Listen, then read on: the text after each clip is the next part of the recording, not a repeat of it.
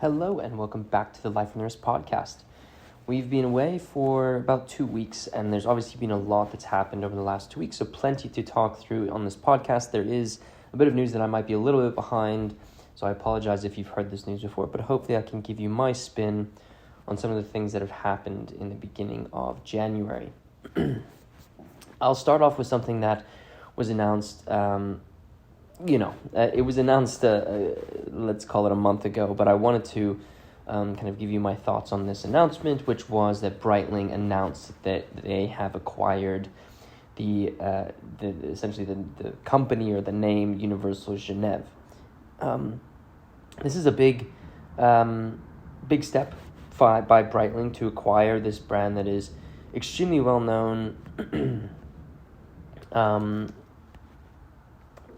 in the watch world. I'd say it's probably less known by those who are not as familiar with vintage watches, because they didn't really they haven't really produced anything too significant in the modern arena. But Breitling ended up give you some details on the actual story. Universal Genève was owned by a Hong Kong-based, basically I think it's a financial group called Timex Group, and Breitling approached them and made an offer to purchase the rights to Universal Genève and its manufacturing of watches, and they ended up spending about I think it was 69 or 70 million US dollars to acquire the brand. This is a large amount of money to acquire. Not a whole lot. Universal Genève was not sort of operating and creating pieces. I apologize, I got a little bit of a cough. And so what they really were acquiring is the name and the history of this brand. Now, for me as a vintage watch enthusiast, I am extremely excited about this acquisition. I have been a huge fan of Universal Genève. It was actually I've done a video on this on our YouTube channel. It was one of my favorite, it was one of the brands that I fell in love with at the get-go of vintage watches. And this was because I loved the general aesthetics about the watch. They fit my wrist really, really nicely. And I found that the movements were also really beautiful to look at. The uni-compacts and tri-compacts was really well manufactured and a really nice movement to look at. I also really loved their tri-compacts where you had multiple complications on the dial, and that was really exciting to me. So the fact that this brand might have sort of a resurrection is really exciting to me, but obviously I'm cautiously optimistic because there's a lot of ways that this acquisition can go. I really hope that Breitling, and I'm sure that they will take this brand and hopefully pay a lot of respect to its heritage. I only spoke about the chronographs, but you can also think about things like the pole routers and the golden shadows that Universal Genève produced. And these are all significant watches in sort of the vintage world, and I hope that Breitling sort of brings these really significant pieces to life for the brand. I expect them to come out probably with the chronograph first, being that it's probably the most iconic, or perhaps a pole router. That could also be something they might do. Some people are scared that Breitling is just going to take maybe one of their movements and put it in a Universal Genève case and call it a day. I don't think that that's what they'll do. I think they'll be a little bit more thoughtful, just given the significance of this brand, and also I think the failed attempt at doing something like that with the previous owners. They did produce some watches, I think, in the 90s and early 2000s, but they were nothing interesting and really didn't pay a lot of homage to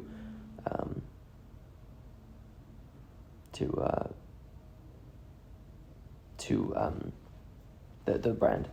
What was really cool is the chairman and CEO of the Timex Group actually made a little bit of a quote where he, and I'll read it to you, we're convinced that Breitling is best positioned to take Universal Genève to the next level, as it has so successfully done with its own marquee. When stewarding a maison d'horlogerie of this stature, preserving its heritage is topmost concern. The management in Breitling has demonstrated that it is 100% committed to ensuring the University of Genève lives on, not just in name but in spirit. And I think that was a really nice sort of way of putting it, and I really hope that Breitling does exactly that. Moving on, I'll leave links in the show notes to all these, as I always do for every one of these episodes. Moving on, I wanted to talk about a pretty cool auction that's coming up, which is being hosted by Christie's, beginning on February 21st. They're going to be holding a series of 8 sales, auctioning property from Elton John's former home in Atlanta. They've titled it the Goodbye Peachtree Road Sale, and really is selling an eclectic collection of photographs, art, fashion, costumes, and of course, I wouldn't be talking about it if there weren't a few watches being sold. There are 31 pieces that are going to be sold during this auction, and are an extremely cool sort of variety of pieces. I'll walk through a couple. The first, I think, which really resembles, I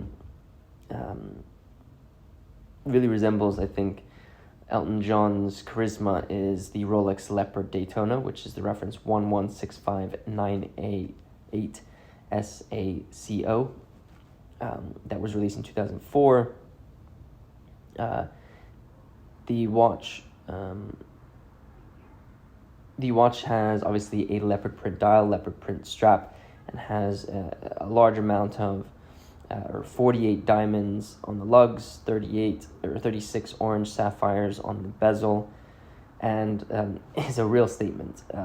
It's a big piece, very loud, but that's one of the pieces that I think resembles him pretty well.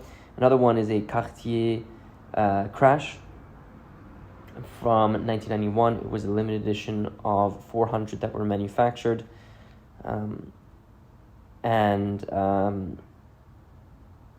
and obviously one of these is Elton John's, and I think it fits again his personality really well. Cartier crashes have become extremely popular, so I'm sure that this one will do extremely well. Another piece that's going to be selling is a custom Cartier Tank Normal from Cartier Paris with 20 baguette diamonds on the bezel and another 60 blue baguette sapphires on the dial. This is, as I mentioned, a custom Cartier piece that it was manufactured, so unlikely that there are others that have this sort of configuration, being limited edition and being previously owned by Elton John. I think will probably have a significant sort of impact on its price. Elton John also has quite a few interesting pieces. These are just some of the pieces that I wanted to mention. He has a really nice sort of collection of pieces that are going to be sold. There's a Frank Muller perpetual calendar chronograph, reference 700. There's another diamond set chronograph from Frank Muller. There is a really beautiful, in my opinion, one of the nicest pieces in the collection, a Vacheron Jalousie Le Historique with a shutter case that sort of closes and allows the time to sort of be hidden. I saw one in the Vacheron Constantin Museum, and I think this is another really nice example. There are diamonds on the outside of the watch as well. Of course, there's a very interesting Lange Saxonia Big Date that I thought was quite interesting for, if you look at the makeup of the collection, he's obviously very thoughtful on his pieces. So, very, very interesting to see there. There's a Audemars Piguet Royal Oak with some blue sapphires and a light blue dial. A real variety in this collection, and I think they'll all do well being that the provenance of Elton John are attached to these pieces. I think it's no secret that Elton John is probably one of the most iconic musicians, one of the most iconic public figures out there. So excited to see what's going to take place there.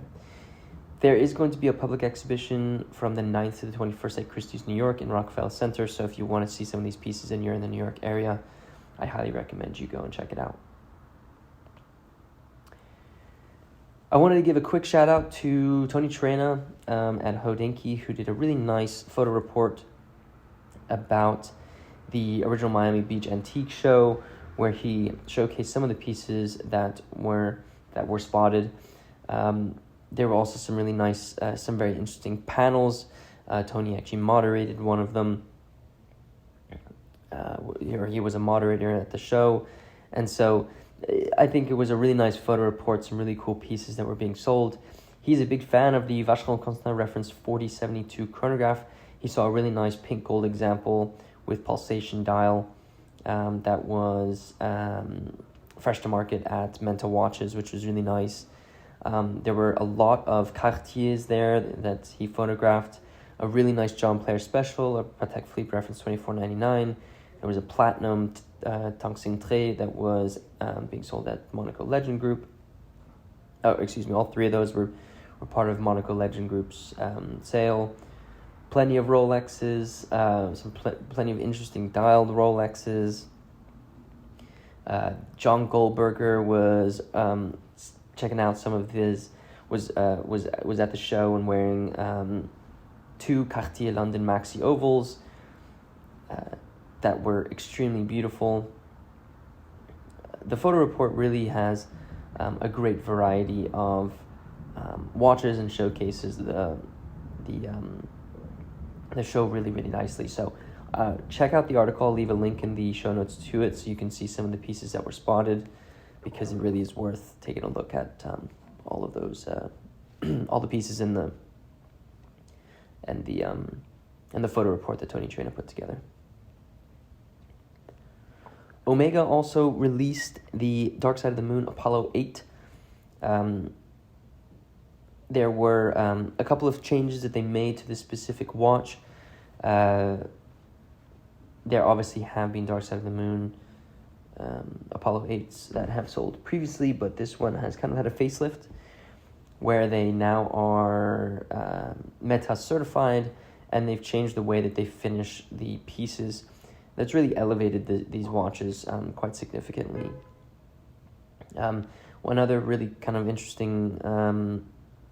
interesting feature of this watch is the fact that the seconds hand is no longer a seconds hand, but it is actually a instead of having sort of the traditional seconds hand, it is a 3D structure of the Saturn V rocket that is featured at 9 o'clock. This is a kind of a cool feature, or something a little bit different than what you see traditionally in these pieces. I think it's an interesting release from them. I am afraid that if they continue to release the Dark Side of the Moon Apollo 8s or just these watches, it's going to be a little bit mundane. I think some people are getting that sort of Speedmaster fatigue, and the market has sort of shifted away from them. But who knows? It's a nice piece and worth taking a look at.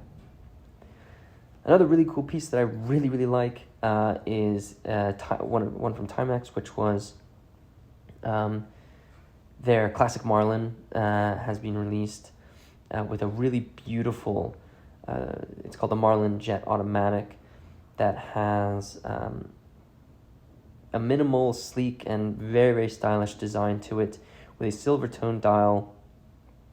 Hands are really nice with a 24-hour sub-dial that's situated at 9 o'clock. And I think for Timex to release something like this for $289, it's very, very hard to beat something like this for a everyday piece, everyday watch that you kind of don't really mind banging around. It looks beautiful, and I really love these pieces. So big shout out to Timex for that piece. The last release I wanted to discuss was a launch that launched on January 11th, which was an all-black variation of the Blancpain Swatch Scuba 50 line of watches that they released. This one is called the Ocean of Storms. As I mentioned, it's a completely blacked out Scuba 50 Swatch. If you don't know, Blancpain and Swatch collaborated to release version of their 50 Fathoms in the similar sort of style that the Moonswatch was released in, each of them representing an ocean. One of the oceans on Earth. This one, it has an interesting name, Oceans of Storms. This one is supposed to represent the lunar sea known as Oceanus Proclarium, which is a 2 million square kilometer sea on the moon. So that's kind of the sixth ocean that they're discussing here, or they're kind of taking inspiration here for this piece. An interesting piece. I think all blacked out watches are obviously desirable by collectors. I think this might be an interesting piece to add, and I think they did pretty well with this specific piece. So that is it for today's episode. As I mentioned, there'll be links in the show notes of this podcast to all of the things that we've spoken about. So if you want to check out some of the pictures of the pieces that we've discussed, as well as read about some of the articles, as well as checking out the photo report of that Tony Trainer put together for the Miami Antique Show, I highly recommend you do so, and you can check out the show notes for all of that. If you are new to Life on the Wrist podcast, be sure to follow us so you are notified when we release our episodes. We release an episode every Tuesday, so it's fairly regular, where we cover the last week in watches. If you wouldn't mind liking this podcast, it really does help me out. And if you wouldn't mind rating us, that really does give me some interesting feedback that I can take and iterate on these podcasts as we go forward. So I encourage you to do so. And if you have any thoughts on these things, be sure to any thoughts on the things we've discussed at this podcast, you can hit us up on our social medias or on our website at lifeonthewrist.com. There'll be links to our socials in the show notes if you want to check out our Instagram, Facebook, Twitter. It's all there, or I guess X. It's all there, so you can head over to the show notes for all of that. With that said, guys, thank you so much for listening to this podcast, and until next time.